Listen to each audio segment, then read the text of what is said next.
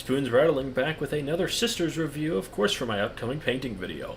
Today we are reviewing the Bastet Seraphim by Minigames Miniatures, and of course here they are in this sort of blister pack, if you will.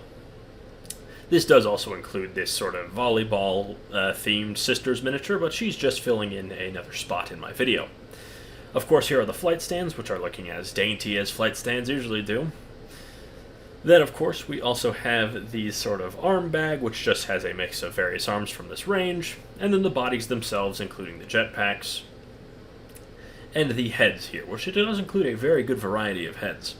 Here's the first. I assembled her with akimbo bolters. I'm not going to be using these as Sisters models, probably more so as swooping hawks or something similar, as I don't really play Sisters.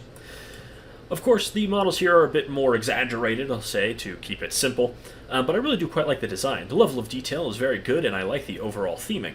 Here's another with one of the other poses. I built 5 of them to show off the different poses, the rest are just repeated. Here she is built with flamers, and then I also switched from the flight stands to just a bit of cork, as I feel this is just as durable and not quite as spindly and droopy as the flight stands are. Took a little bit of ripping to get the corkboard in just the right position, but honestly I think I prefer this overall. Looks like they're landing into battle. Here's another pose, this one equipped with a chainsword and bolt pistol. I do quite like the Khopesh designs, reminds me of the Thousand Sons. And then we have our last pose here, which is a rather sort of calm one. I definitely should have used different arms here. It looks more like she's casually flying downward, which maybe you prefer that. I do really like the Ankh symbols on their tabards. And here's that volleyball sister. That's just going to be the weird model in my next video. Pretty standard, nothing really to write home about. Moving on, we have the various heads. I quite like this one with these curly hairs, all around the head, of course. It's just not a hairstyle we see very often in Warhammer. And hair variety is something that drives me insane in Warhammer because there's just none of it.